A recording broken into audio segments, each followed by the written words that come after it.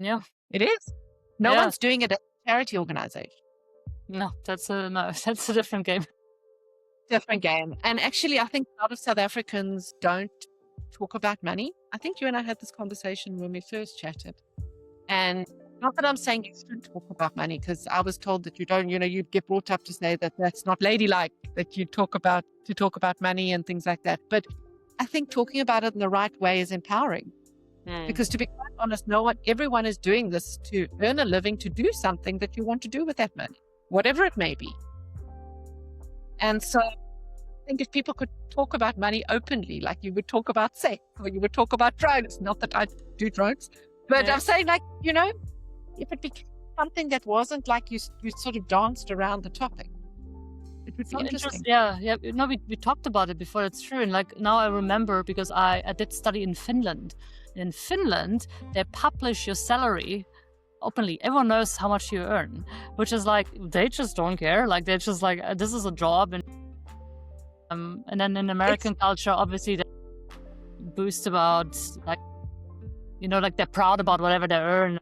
It's like they talk a lot about money, but in a more like a ego perspective. But here, yes, true. And in South Africa, I haven't had any of these conversations.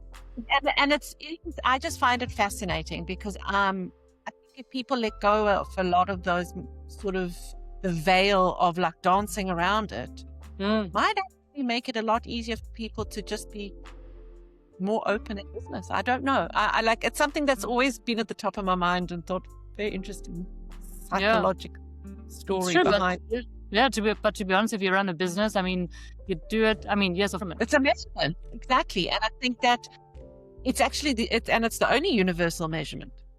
Because if somebody asks you how your business is doing, they want to know. Let's see your books. Yeah. Let's see what you're doing.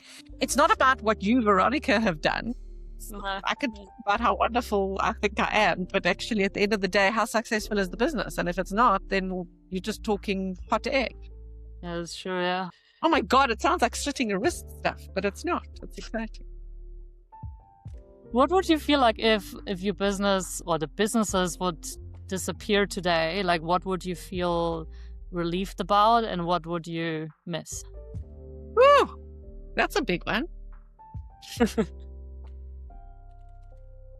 To be honest, and I don't want to sound like I'm standing on my soapbox and said, "Oh, done that before," but it's happened.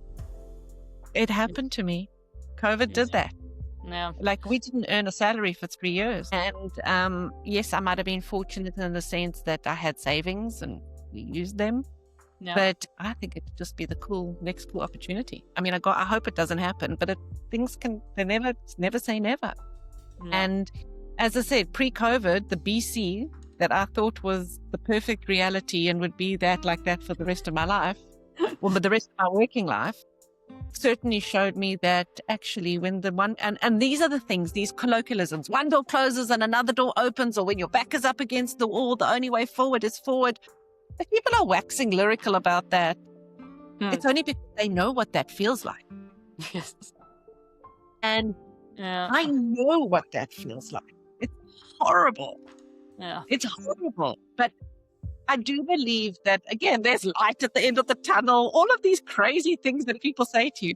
But once again, if you don't know, you don't know, and it's okay. But once you know, never forget and learn by those things that have happened to you. And that's life. And that's how we do it. And thanks for listening. Hit subscribe so you don't miss the next episode.